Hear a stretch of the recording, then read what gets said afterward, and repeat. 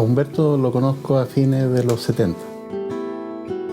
Nos conocimos el año 75, cuando yo era estudiante, digamos, mechón. Y había dos personas conversando en un banquito afuera. Eran el profesor Maturana y el profesor Izquierdo. Yo estaba en el colegio, un compañero me dice, léete este libro, te va a encantar. Era un librito chico, rojo, que se llamaba De Máquinas y Seres Vivos, de la editorial universitaria. Para mí fue una revelación. Y seguimos en esta interesante conversación con Humberto Maturana, biólogo y Premio Nacional de Ciencias en 1994. ¿Cómo conocí al doctor Humberto Maturana? Mira, me dice, es un biólogo medio loco que anda hablando de esto y que ha escrito. Mira, hay un libro que se llama El Árbol del Conocimiento. Humberto Maturana es una persona muy simple, muy frugal, muy frugal. Parece que lleva una vida increíblemente sana, porque se ve mucho mejor que yo, a la edad que tengo, con un enorme conocimiento de la neurociencia y que siempre está pensando en su idea.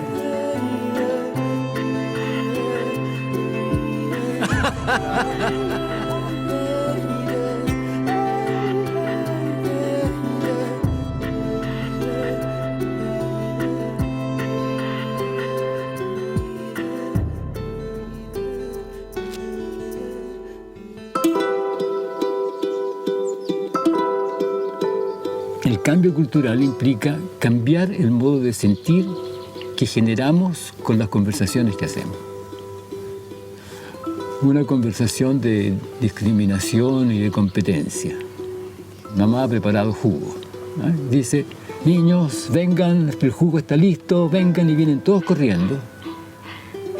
Y la mamá pregunta, ¿quién ganó? ¿Quién llegó primero? En vez de compartir, ¿no? Qué rico, llegaron todos, aquí hay vasos para todos. No dice eso, sino que pregunta, ¿quién ganó? En esa conversación, esa pregunta implica inmediatamente la psiquis de la competencia. Mi abuelo era boliviano, médico, vino a Chile a estudiar medicina, se casó con chilena, tuvo hijos y en un viaje a La Paz con su familia hubo algún tipo de revuelta política, fue asesinado. Mi madre desapareció y reapareció 2 años después en un ailu en el altiplano. Se la había llevado la nana, la niñera, que era quechua. Así que allí creció entre los 8 y los 10 años, como la mamá de mi mamá. Y después fue rescatada, traída a Santiago de Chile y vivió acá como una niña chilena.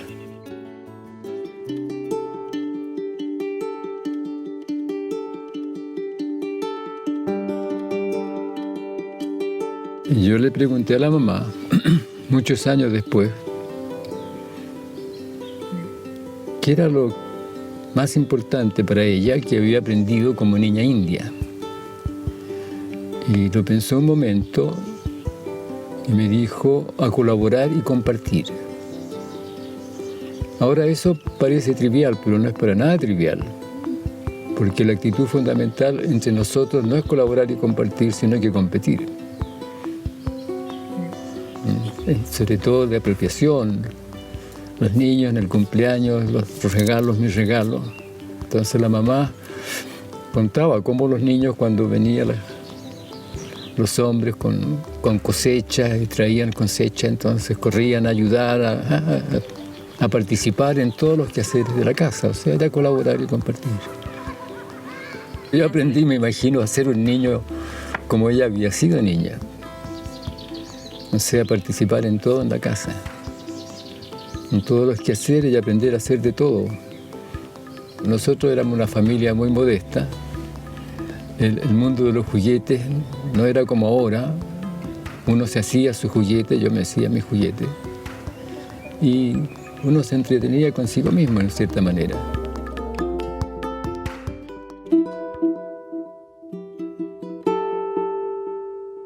estuve hospitalizado en el Hospital Salvador un año y un año en el Sanatorio de Putaendo, cuando era sanatorio de tuberculosis.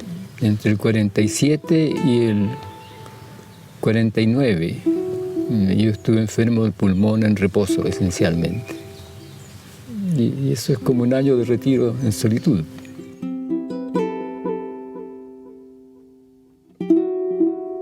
No podía leer, estaba en reposo absoluto, así que yo me las arreglaba para leer en secreto. Esencialmente 2 libros, sí, Hablaba Zaratustra de Nietzsche y Evolución, una síntesis moderna de Julian Huxley. Porque yo iba a estudiar medicina y me interesaba la biología, así que hacía mi viaje exploratorio en reposo.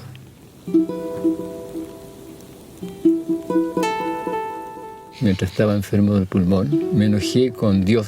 Enojarme con Dios me orientó también desde el punto de vista ético, porque yo quería ser honesto, o sea, actuar de acuerdo a lo que yo consideraba honesto y legítimo. Entonces era práctico. Como yo era un niño solitario esencialmente, entonces era más potente todavía. Porque no era en conversación con otros, sino que en conversación conmigo mismo. Por ahí, por los 12 años, yo me preguntaba qué es lo vivo que muere. Y esa era mi curiosidad. No de una manera extraordinaria, voy a dedicar mi vida a eso, no, pero esa era mi pregunta. Entonces, por ahí andaban mis preguntas.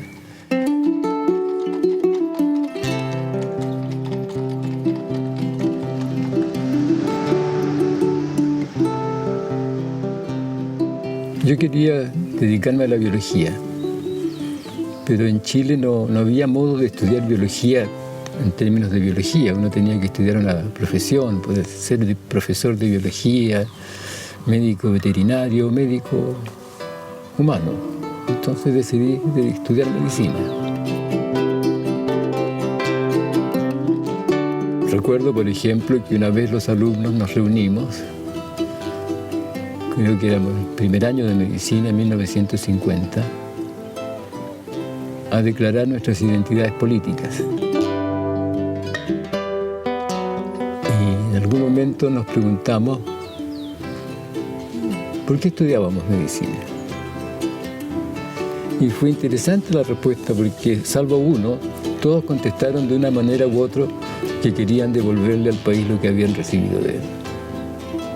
Esto de saber que uno tenía lo que tenía gracias al país que lo hacía posible. Yo mismo no habría sobrevivido de la tuberculosis sin la medicina pública.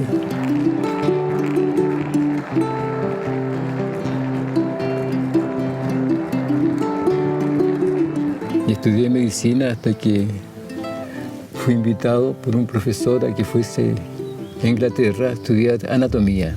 Bueno, en Londres estuve 2 años y medio,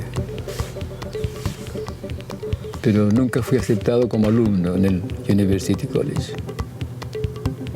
Así que no aparezco en los registros del University College, pero fui alumno allí asistiendo a clases, laboratorios, etcétera, por 2 años y medio. Y después fui a Estados Unidos, a Harvard, y ahí me aceptaron para hacer un doctorado en biología. Porque en total estuve en Estados Unidos 4 años. Estuve 2 años en Harvard y 2 años en el MIT como un postdoctorado. Bueno, Maturana en esa época participó de un momento revolucionario de la neurociencia. Y fue un actor fundamental de eso, a principios de los 60, que tiene que ver con el estudio de los sistemas sensoriales y la percepción, particularmente del sistema visual. Estos trabajos de Maturana, Ledwin y ese grupo son, digamos, hasta el día de hoy, de los más citados, enormemente citados y trascendentes, son cuestiones trascendentes. En el MIT, en los 60, publicó un trabajo absolutamente fundamental, que no se puede entender la neurociencia y la percepción sin un trabajo que hace con Jerome Ledwin, McCulloch y Pitts, que se llama Lo que el ojo de la rana le dice al cerebro de la rana. Y me consta, porque yo hablé después con todos los que estaban vivos en esa historia, que esos experimentos fueron hechos todos por Maturana. Él hacía el experimento mientras los otros especulaban sobre los resultados. ¿Qué puedes hacer tú que muestre o zanje si la operación del sistema visual es de una manera o es de otra manera o es de otra manera de las muchas posibles? El paradigma de la época tenía que ver con que esta cuestión era como una cámara de televisión que era sensible a la intensidad de puntitos de luz. Y estos señores mostraron que en las anfibios, las ranas, muy elegante además el trabajo, que no es el caso, que hay una diversidad de operaciones visuales que tienen lugar en la retina y que varias de ellas, si no todas las que uno puede caracterizar, se asocian con atributos de la conducta del bicho. Que si lo hubiera seguido y hubiera estado en Estados Unidos, él, sin lugar a duda que habría llegado muy, muy lejos. ¿Ya? Porque era ese trabajo es revolucionario para la época en que salió. Ese trabajo rompe el paradigma que se usaba hasta ese momento, hasta el 60, para entender el sistema visual. Y lo hace en el MIT con la crème de la neurociencia local de Estados Unidos. Pero él, como tenía un gran compromiso con Chile, se devuelve a Chile a la Facultad de Medicina, donde con otro tipo de recursos arma un laboratorio que es esencialmente el laboratorio, este laboratorio, no estamos en el mismo lugar, pero que es el laboratorio fundado por Humberto Maturana en 1960-61.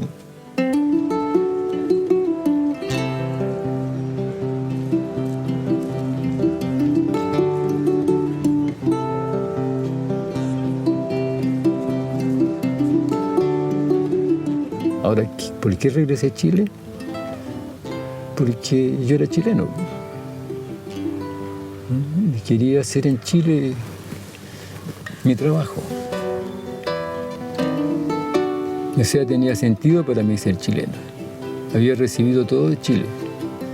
Así que quería devolverle al país lo que había aprendido, cumplir con ese compromiso fundamental que yo había adoptado. Y la Facultad de Ciencias fue creada buscando una ocasión de crear un espacio para formar científicos. Gente que pudiese pensar como científico con conciencia social. Ese era nuestro propósito. Desde que se fundó la Facultad de Ciencias, ha habido realmente un progreso interesante, muy positivo en la dirección correcta, naturalmente. Y eso a mí me fascina. Lo más dramático eran las dificultades que había, porque la comunidad no entendía que había que hacer algún tipo de gasto, quiero decir sacrificio en el fondo, para lograr este objetivo. La cultura no calaba a fondo en nuestra comunidad, entonces había que vencer esos prejuicios. No había un beneficio económico inmediato, al contrario. El ocuparse de esta idea implicaba hacer gasto. En una comunidad relativamente pobre como la nuestra, era muy cuidadosa respecto a en qué se hacían los gastos. Era poder dedicar la atención a hacer ciencia no como parte de una profesión, hacer biología no como parte del estudio de la medicina. Para mí los estudios de medicina fueron fundamentales para cómo me orienté yo en mi quehacer biológico. Pero poder formar gente que fuese biólogo, con una mirada biológica más amplia, que no estuviese orientada por un quehacer profesional. Así que con eso la cuestión se amplió el horizonte intelectual en el cual nosotros estamos sumergidos en un espacio intelectual de horizonte ilimitado. O sea, que es raro, que yo creo que no es raro en cualquier parte del universo, yo creo. Y entonces instaló un laboratorio, de hecho con recursos. Instaló un laboratorio como el laboratorio de Ledwin en MIT, con el propósito de estudiar la anatomía y la fisiología de los sistemas sensoriales, particularmente el sistema visual, en los pájaros. Yo volví para trabajar en el tema de la percepción. Cómo funciona el sistema nervioso en el fenómeno de la percepción. Y ahí me di cuenta de que el fenómeno no es como uno corrientemente lo piensa, y menos como se describía en esa época en términos de información, en fin. Y eso lleva a otras cosas que es el trabajo hecho en Chile, por mí. Al investigar la percepción, él se da cuenta con su modo de mirar que para encontrar una respuesta adecuada como científico tiene que poder formular un cambio de pregunta. Hasta ese momento todo el mundo se preguntaba cómo actuaba nuestra estructura, de manera que uno podía captar las cosas que captaba, que estaban ahí en el medio ambiente, en la realidad, digamos, las cosas, los estímulos. Y hacía una especie de correlación entre lo que pasaba, las características del estímulo y lo que le pasaba a la estructura del sistema nervioso en este caso. Y Humberto se da cuenta que eso no se puede hacer. Darme cuenta de que el sistema nervioso no capta un mundo externo, sino que el fenómeno es de otra clase. Y de ahí vienen todos los trabajos posteriores que tienen que ver con la autopoiesis molecular, como la organización de lo viviente, y el tema del conocimiento, el hacerse cargo de que en la experiencia no distinguimos entre ilusión y percepción, así que el tema del conocimiento es distinto, no es la captación de una realidad externa, sino que es otra cosa, es la coherencia con una historia de transformaciones que comienza con el origen de los seres vivos.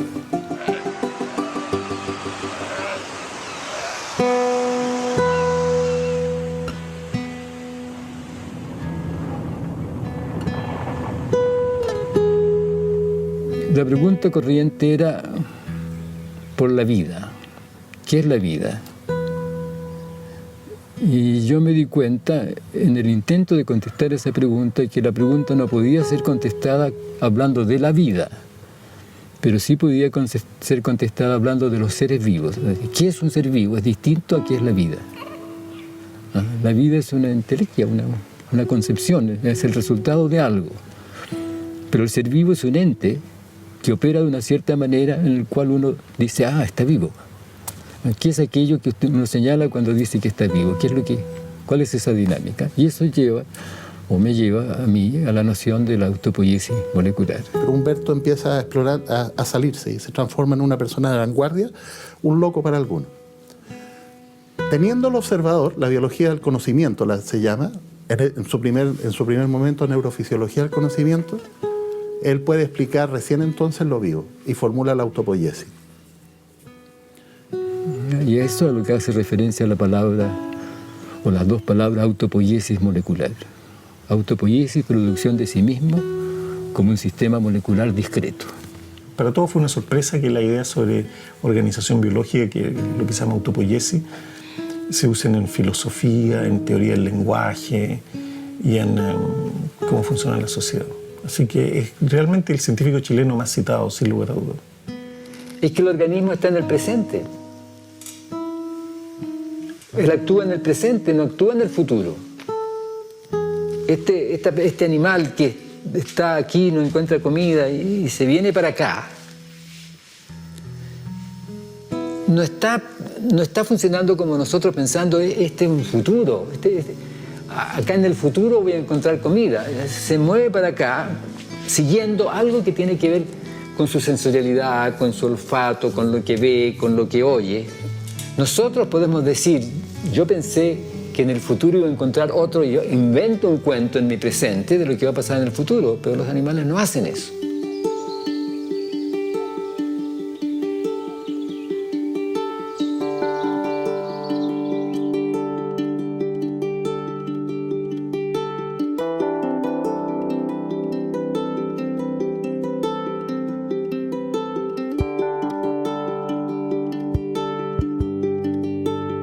Humberto Maturana era profesor de la Universidad de Chile y de la Facultad de Ciencias a finales de los 60. Y entra como uno de los primeros alumnos de la Facultad de Ciencias, Francisco Varela. Y Francisco Varela termina su licenciatura en Ciencias muy temprano y se va a hacer su doctorado a Harvard, en Boston, que lo hace en velocidad del rayo, en 2 años y medio, 2 años, 8 meses. Y vuelve a Chile justo como en noviembre, octubre del 1970. Entonces ellos colaboraron entre octubre del 70 y octubre del 73, aquí en la Facultad de Ciencias, y en ese periodo es una colaboración fundamental porque en ese periodo se escribe el libro más importante de toda esta historia que se llama De máquina y seres vivos, hecho por la editorial universitaria, donde pone la teoría de los sistemas autopoiéticos. Entonces ese es un periodo de colaboración que se acaba abruptamente cuando Varela tiene que irse de Chile en octubre del 73.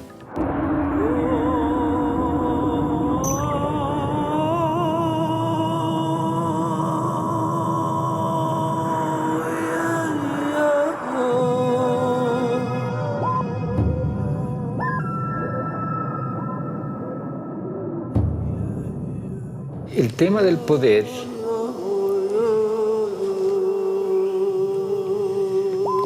implica la concesión de otro. Yo no tengo poder por mí, sino que tengo poder cuando otro hace lo que yo le pido que haga porque quiere conservar alguna cosa.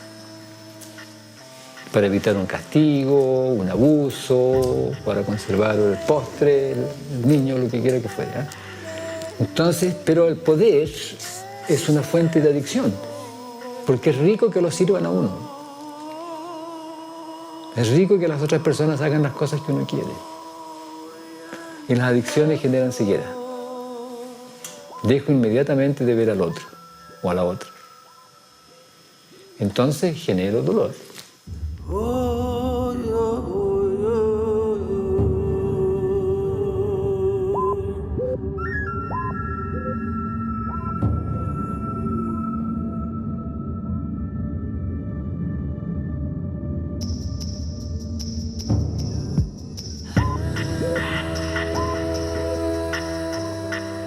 Y me arrestaron también.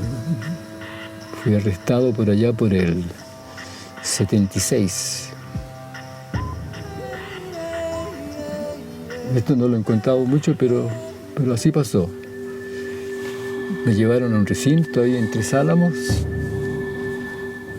Y yo me acerqué a conversar con otra persona que estaba allí y una voz dice por parlante, los presos no conversan, así que dije, yo estoy preso, no es una mera invitación. Después de un rato llaman mi nombre, yo me acerco y la persona que me recibe me dice, ¿usted es el profesor Humberto Maturana?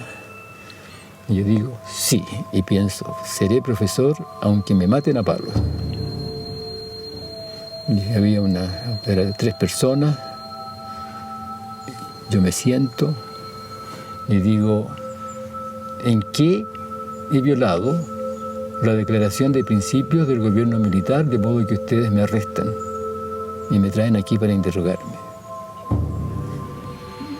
O sea, yo inicié el proceso y me dijeron, no, si queremos solamente conversar con usted porque existen algunas acusaciones con respecto a usted. ¿Cuáles son las acusaciones? Uno, que pertenece a la izquierda cristiana. Yo no pertenezco a ningún partido, la síntesis les cuento, ningún partido político. No soy cristiano, así que no sé por qué. Usted hace política en la universidad, pero por supuesto que hago política en la universidad. Si cualquier cosa que uno hace es política, porque define un mundo en el cual es legítimo hacer lo que uno hace. Y yo, con ser profesor en la universidad, con mi conducta, conversando con los estudiantes, hago política porque hago algo que considero que es legítimo en la convivencia social. Y ustedes al arrestarme también hacen política, porque hacen algo que ustedes consideran que es legítimo en nuestro modo de convivencia. Pero usted resulta que es un líder entre los estudiantes. No, eso no es culpa mía. En primer lugar, yo no soy líder, pero si los estudiantes me buscan a mí, es una cosa que han hecho ustedes. Porque ustedes han hecho que se vayan profesores, arrestados profesores, etcétera, etcétera. Entonces, ¿a quiénes buscan los estudiantes sino que los profesores que quedan? Y además, si ustedes quieren evitar el comunismo, no lo van a hacer así, no lo van a lograr. Y yo les voy a explicar por qué. Entonces les hice una clase de genética. De genes dominantes, recesivos, etcétera. Qué interesante. Sí, cuando quieran me invitan de nuevo, ¿no? Y después me fueron a dejar a la universidad. Y después me dio susto.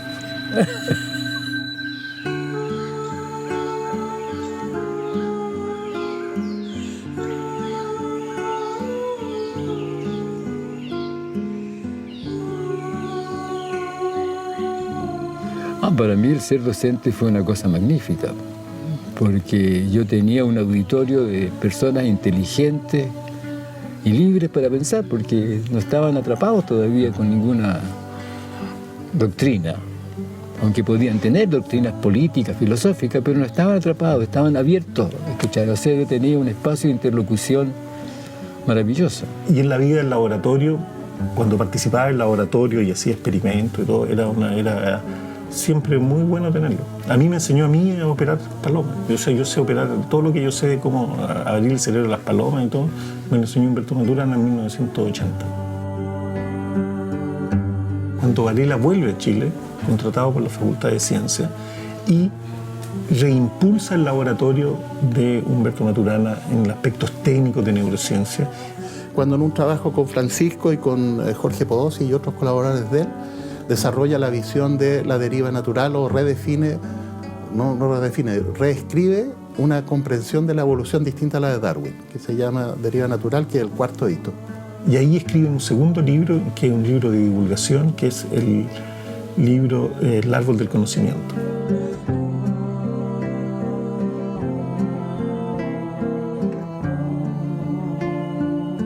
La deriva natural, planteada hoy, no requiere una fuerza, es espontánea, la autopoiesis sucede y es un fluir que ocurre solo, no hay una direccionalidad del proceso evolutivo, ocurre de manera natural y espontánea. ¿En la conservación de qué? Del modo de vivir que se inició hace 3.800 millones de años y que es continuo hasta ahora, en continuas transformaciones en la reproducción. ¿Qué quiere decir eso? Que todos los que estamos en esta sala tenemos 3.800 millones de años de existencia. Nuestra edad es 3.800 millones de años, porque si no fuera así, no existiríamos. La ciencia es una cuestión que está en construcción. No se trata de revelar verdades sagradas escritas en el libro de oro de la naturaleza. No es eso lo que pasa. Esta visión de la evolución va a cambiar todo en algún momento determinado. Va a cambiar el switch de pensar en términos de fuerza, de competencia, pero mucho más allá va a ser entendernos como seres vivos en términos de linaje. Y estamos en ese momento de la humanidad en que esta cosa del excesivo individualismo que nos llevó a la competencia, porque al final tú terminas siendo un individuo exitoso y toda esta cosa que lo humano aparece como la competencia. Incluso investigadores que miran desde esta manera de mirar los fenómenos biológicos y que ven leones siendo agresivos, compitiendo, etcétera, que son todas proyecciones del observador humano, todo eso va a cambiar, se va a transformar. Y vamos a tener por fin una humanidad que puede pensar como colectivo, que puede comprender sus raíces evolutivas, en comprender sus linajes de transformación, en su modo de vivir.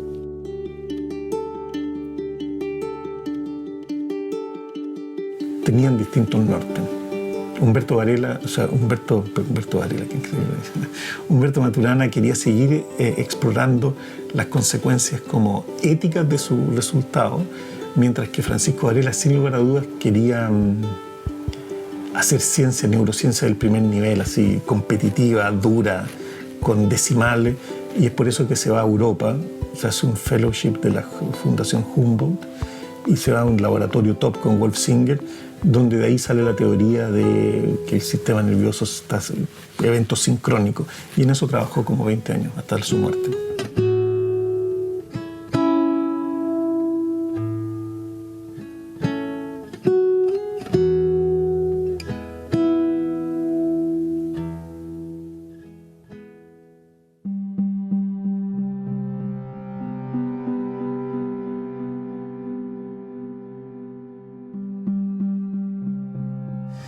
La universidad no tenía presupuesto y le pedía a los profesores mayores que se diesen horario. Y al ceder horario tú cedes sueldo. Y al ceder sueldo disminuye tu entrada. Entonces tienes que hacer alguna otra cosa. Y yo fui cediendo horario, cediendo sueldo, hasta que me quedé con una cosa muy, muy pequeña.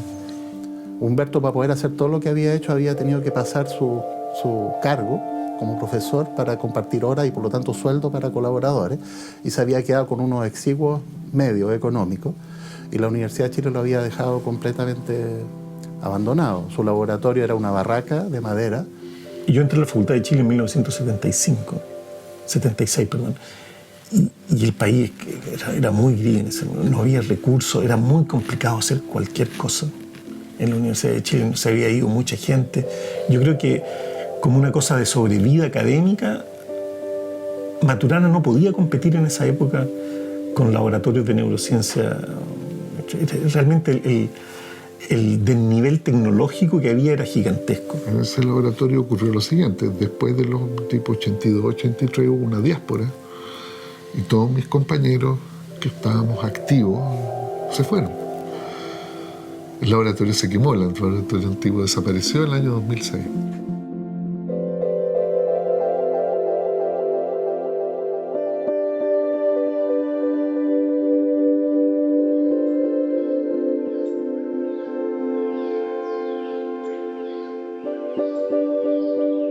Y ahí es entonces cuando me encuentro con Jimena Dávila y en algún momento me dice,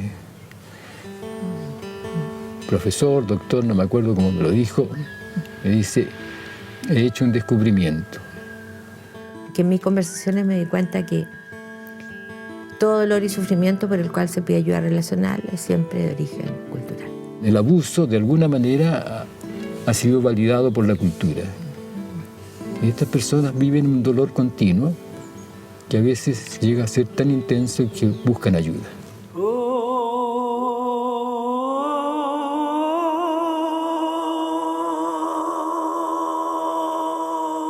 Que esto es muy interesante por varias razones. Primero, porque no se preocupa del trauma, sino que del dolor. No inhibe, sino que conserva. Conserva el dolor de la autodepreciación, el dolor de la desvalorización que se vive, porque la cultura aceptó como legítima la desvalorización que vivió. Y desde entonces lo que él tiene es que un modo particular de preguntarse sobre los fenómenos biológicos. Él hace preguntas extrañas que normalmente los investigadores no se hacen. Relaciona cosas. Y en ese modo relacionar con una mirada sistémica. Eso es lo que Humberto hace, digamos, una mirada diferente. Jimena dice que quiere cambiar la cultura, que íbamos a hacer un movimiento para cambiar la cultura, y yo digo, no, resulta cambiada con el entendimiento. Y ella dice, entonces tenemos que ayudar. Y ahí surge Matrística. Y el árbol del vivir es lo que hemos hecho en estos años con las raíces en la biología del conocer y la biología del amar, que fue una de las primeras cosas que le dije. Ya no es teoría biológica del conocimiento ni biología del conocimiento, es biología del conocer y biología del amar, en las raíces de lo que hacemos, con los frutos que son hoy día y lo que estamos haciendo en educación, en organizaciones. Entonces es un árbol del conocimiento, sus raíces, y el árbol del vivir, los frutos.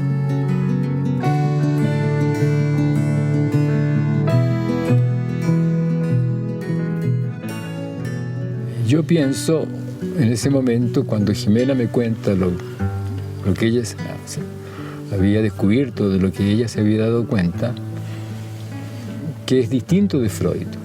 No estoy diciendo que Freud está mal, estoy diciendo que es distinto. Porque Freud ponía el énfasis en el trauma y enseguida en la represión, en que uno reprimía el dolor, reprimía el enojo, reprimía algo. Y lo que Jimena muestra es que es la validez que la cultura le da a la justificación de la negación que la persona sufrió. Por ejemplo, el niño o la niña sufren abuso sexual del tío, de la tía, del papá, y se lo dice la mamá, y la mamá dice, no puede ser, no le cree. Ay, ¿de dónde la mamá dice que no puede ser? Desde la cultura. No puede ser, porque no puede ser desde la cultura, pero resulta que pasa, pero no puede ser. Y eso es el que causa el dolor. O sea, yo no valgo, ¿no?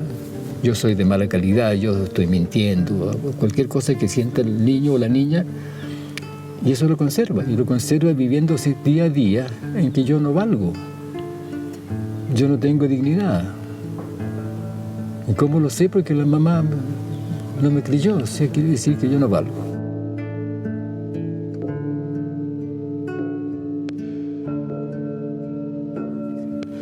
Por eso nuestra pregunta en matrística es en estos términos. A las personas les preocupa que lo que ellas hacen no las dañe a sí mismas, no dañen a otros ni el entorno. Pero a veces no. ¿Cómo pasa eso? ¿Cómo pasa ese a veces no?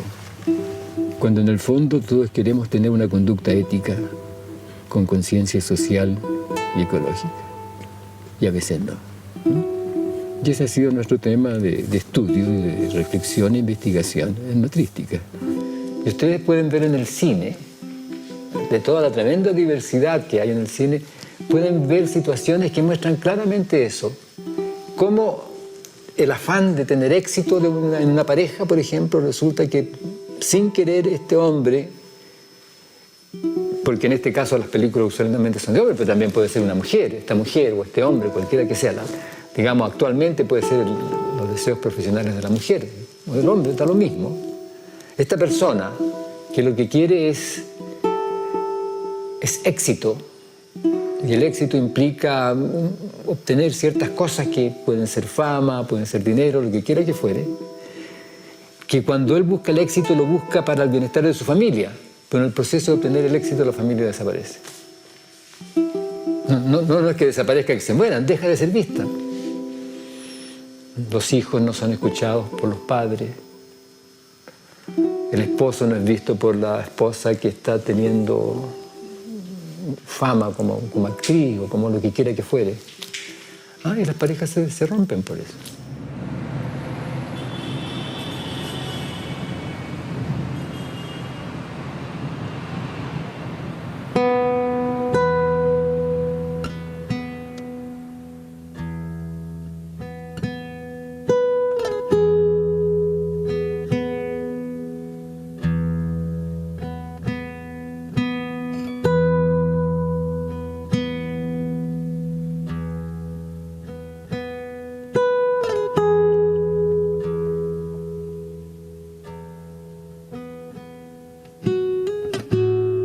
Nuestro vivir, lo biológico y lo cultural se entrelaza en que lo cultural configura nuestra biología, la orienta de una cierta manera, y lo biológico configura lo cultural también, orientándolo de cierta manera. De modo que no son separables, no somos biología y cultura, sino que somos una unidad biológico-cultural. Lo que nosotros hacemos es mostrar la clase de seres que somos los seres humanos, como seres biológico-culturales. Y ese darse cuenta es muy potente, porque a uno le cambia su vivir cuando se da cuenta de que esto de que uno se equivoca no es una falla, no es que seamos imperfectos, es que la equivocación es un fenómeno relacional.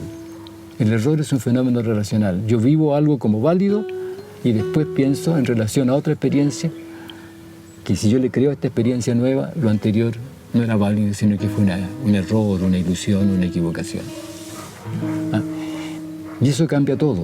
En el momento en que tú aceptas eso, tú descubres de que no es lo que hiciste lo equivocado, sino que la reflexión sobre lo que hiciste en la mirada histórica muestra que en relación con otra cosa, eso está equivocado. Y te pone a ti la necesidad, no sé si en la necesidad, en la maravillosa oportunidad de elegir. Te das cuenta de que tú escoges qué camino sigues desde ti.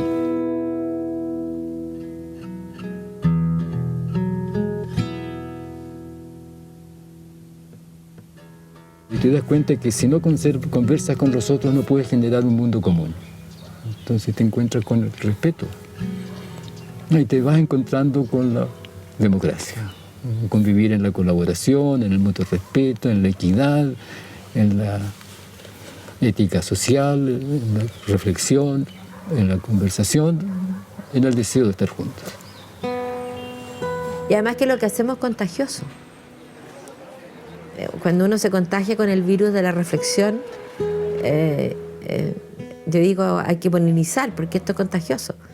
Por eso están mi familia, mi hijo, mis amigos de nosotros y todos queriendo... Nuestros alumnos se transforman en nuestros amigos.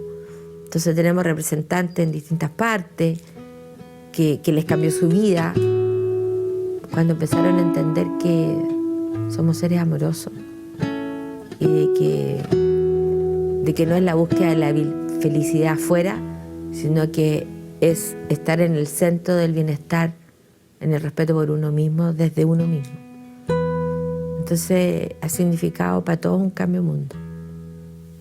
Cada vez que hay una discriminación, hay una teoría desde la cual nosotros la justificamos en la negación del amar.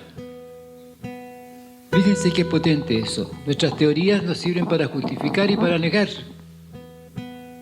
Y en este caso de la discriminación, para negar el amar a otro.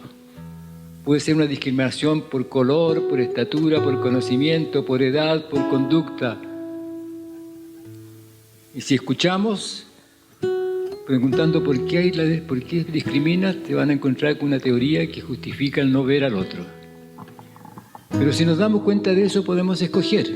Y como decía Jimena, escoger si queremos o no queremos lo que decimos que queremos. Y esa experiencia, que es la experiencia de libertad, es también el gran don del libre albedrío. El libre albedrío no tiene que ver con la arbitrariedad de escoger cualquier cosa, porque nunca vamos a escoger cualquier cosa. Nunca estamos en cualquier parte.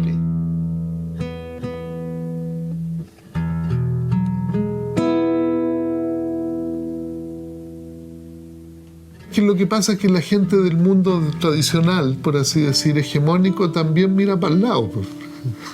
¿Me comprende? Porque ese mundo tradicional se agota, pues. El mundo hegemónico, digamos así, la tradición se agota, se encuentran con callejones sin salida, y la gente que es más perceptiva, que está ahí, se da cuenta de eso.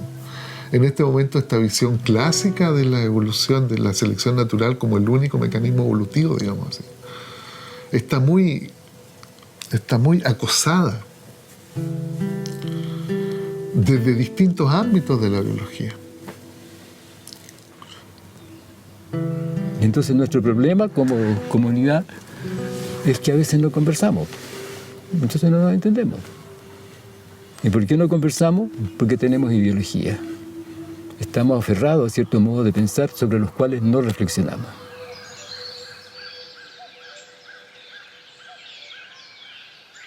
Cuando hablo de reflexión me refiero a poder soltar lo que uno sabe